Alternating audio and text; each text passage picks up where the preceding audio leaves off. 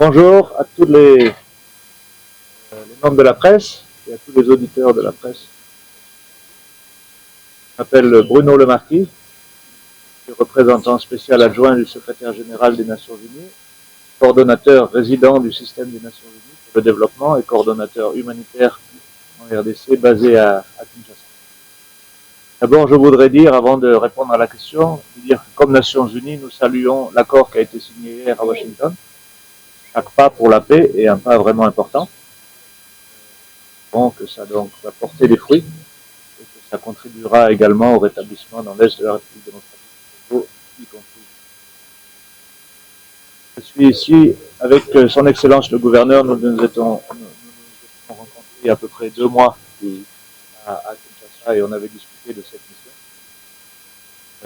Et on pensait tous les deux que c'était important que cette mission ait lieu. Donc je suis venu ici avec un certain nombre de collègues. C'est une mission multidisciplinaire. Je suis ici avec des gens qui s'occupent du système de sécurité des Nations Unies en RDC pour parler des problèmes de sécurité, des collègues humanitaires, notamment OCHA, pour parler de l'accès humanitaire, des gens d'agences. Il y a le PNUD, le Programme des Nations Unies pour le développement, et le PAM, le Programme alimentaire mondial. Ensemble aujourd'hui pour discuter d'un certain nombre de points. Les 3 sujets de notre discussion aujourd'hui à travers certaines réunions, c'est donc la question sécuritaire et les conditions sécuritaires dans la ville d'Ouvira et également de Baraka qui pourraient permettre le retour du système des Nations Unies physiquement dans ces 2 villes. Comme vous le savez, depuis quelques mois, il y a eu des relocalisations de personnel, des évacuations, etc. Donc, nous souhaitons revenir pour être aux côtés des autorités provinciales légitimes. Mais donc, il y a des conditions minimales de sécurité qui sont nécessaires. C'est le premier sujet. Le deuxième sujet, c'est l'accès humanitaire. Il y a énormément de besoins humanitaires dans la province. Tous les territoires de la province, il y a énormément de déplacés encore.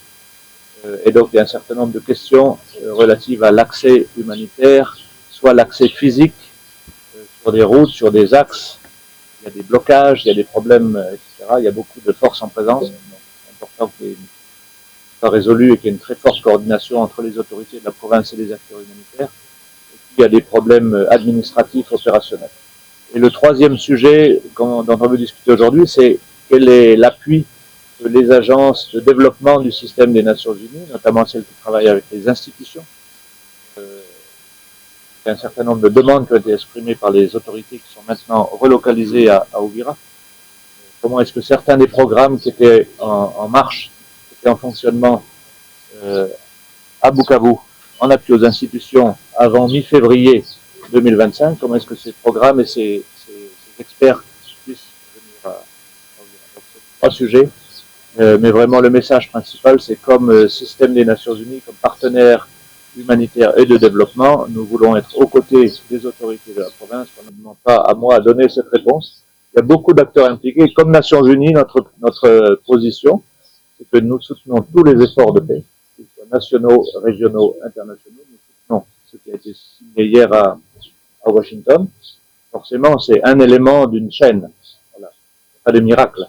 Il y a beaucoup d'éléments qui doivent se mettre en congruence pour que la paix puisse avancer. Il y a beaucoup d'acteurs, mais néanmoins, l'accord de Washington d'hier va donner une impulsion très forte. Bon, merci beaucoup, monsieur le journaliste. Avant ça, je voulais profiter de l'occasion pour remercier sincèrement le président de la République, Félix Antoine Tshisekedi Tshilombo, qui a été accroché aux démarches diplomatiques dès qu'il a pris le pouvoir en 2019. Il a initié une offensive diplomatique au niveau mondial et aujourd'hui, cette offensive est en train de payer. L'accord qui vient d'être signé à Washington en est une preuve éloquente. Cet accord qui va mettre ensemble le Rwanda et la RDC pour la paix, la sécurité, la stabilité au sud et au nord Kivu est un espoir pour nos populations des territoires occupés qui souffrent de graves violations des droits de l'homme.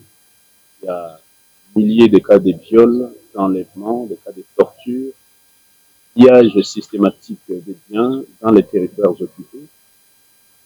Sont emportés vers le sans aucun développement local. Donc c'est un motif de satisfaction s'ils arrivent ici Je suis ravi, hein, Monsieur Bruno Le Marquis, représentant adjoint du secrétaire général des Nations Unies et coordonnateur résident de ce système RDC, est un ami du Congo, c'est un habitué du Congo, ça fait très très longtemps qu'il est opérationnel ici.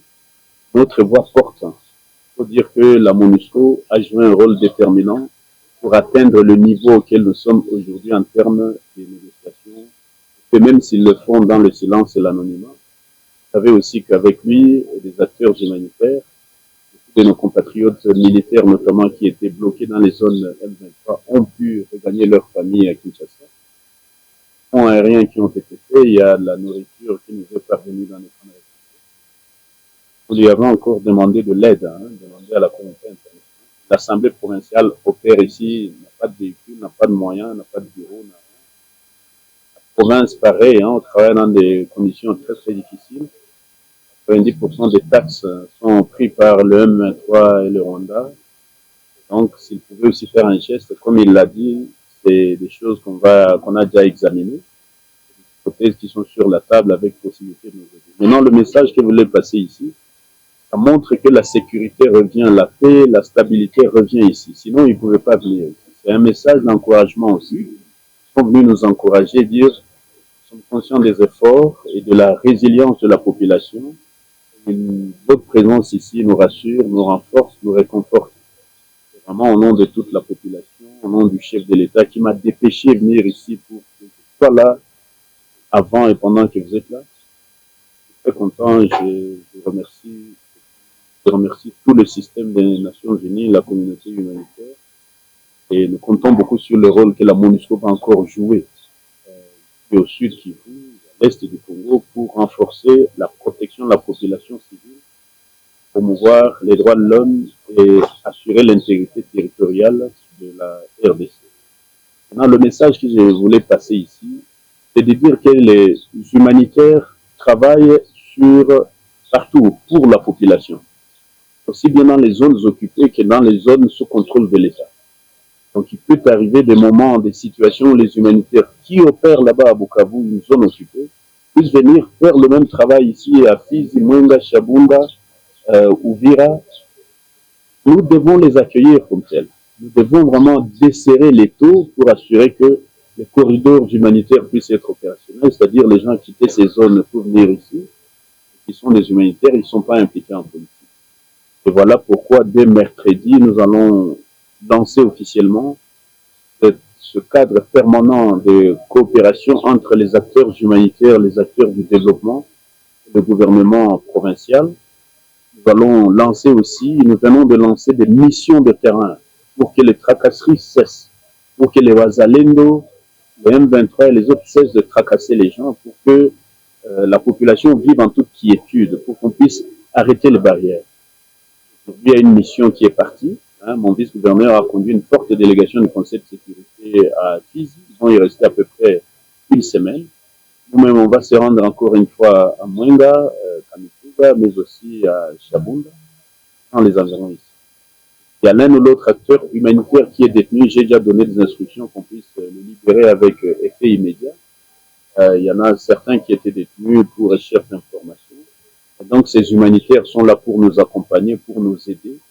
Et nous devons être flexibles dans la manière de faire les choses. Pour ne pas faire durer le processus, je tenais à vous remercier aussi, remercier la presse, parce que dans des conditions difficiles, vous avez quand même relayé le message, que la paix revienne ici, et je peux vous assurer que la justice va revenir aussi. J'ai déjà parlé avec le ministère de la Justice, que la prison refonctionne pour que le parquet puisse refonctionner. Et à partir de la semaine prochaine, le reste d'équipements de la police, c'est-à-dire les engins, les armes et les munitions qui étaient restés au Burundi, ont traversé ici pour que notre police soit totalement opérationnelle et qu'on n'ait plus de Wazalendo en train de surveiller ici et là. Et que les taxes reviennent dans les caisses de l'État, ainsi de suite. Donc voilà un peu le message que je voulais passer. En remerciant le représentant adjoint du secrétaire général des Nations Unies, toute l'équipe qui l'a accompagné, que ce soit OCHA, le PAM, le PNUD. Nous avons aussi le chef de la sécurité au niveau national, le chef de UNDSS, le bureau que nous avons en face ici. Remercions beaucoup. Mheshimiwa, inapatikana Uvira na Sud Kivu na Kiswahili. Kama kwa kifupi unaweza kusema lengo ya mission ya Asante bwana mtangazaji mkubwa wa Nations Unies, c'est-à-dire après Bintou Keita mwenye tunajua sana ni yeye Bruno Le Marquis tutembelea hapa na delegation ya kabambi sana, c'est-à-dire njo représentant adjoint makamu wa secrétaire général wa Nations Unies en République démocratique du Congo, na njo représentant coordinateur résident wa système yote ya Nations Unies en RDC. Alikuwa na acteur humanitaire à développement, kuko chef wa PNUD de Sud Kivu, kuko chef wa programme alimentaire mondial inagabulia machakula, kuko bakubwa ya OCHA, bakubwa ya sécurité au niveau national. Wote beko naye hapa na batakuya kuangalia pa kuturenforcer, kutuencourager, tunaona sécurité inarudia. Asante sana, resistance mulifanya na lipa, na tunakuya kubaencourager na kuangalia confirmer hii retour à sécurité kusudi na humanitaire bote tena barudie bakie baanza kazi yabo kugabulia chakula ya population, kusaidia kujenga manyumba, population anze rudia progressivement. Nilibambiaka mkubwa wa nchi Felix Antoine Tshisekedi Tshilombo alipiganisha ku diplomatie internationale na kuaméliorer condition ya vie ya maisha ya basoda na bapeti yetu kwa tusaidia kufront. Ndio mnaona kama ba humanitaire bananza rudia leo balisigné accord de paix ya kumaliza vita entre Rwanda na RDC jana Washington. Na tunapigia mkubwa wa nchi asante na kusema kama hizi mlikuwa tunaambia population ya Bukavu ya watu Mungu mnateswa kule na M23, msiogope, wako bako banaale. Akoro ilikuwa sinye jana, batake basitake bapande bashuki biko na rentre kwabo. Sisi tunarudia Bukavu tuleta kwanza ba master hapa kwa kusaidia kucreate maendeleo, kutuapuye kuleta moyen yenye assemblée provinciale, assemblée nationale, gouvernement provincial itatumika kama papa yuko hapa kuangalia chakula. Nibambia bagabule chakula hapa Kasenga na hapa Kilomoni makan déplacer kaba ma médicaments zikuye kusudi population ya Sud Kivu ya hapa Uvira, Fizi, Mwenga, Shabunda notamment na biko Bukavu bapate nao chakula biko ma territoire na ma médicaments. Voilà un peu bien l'État de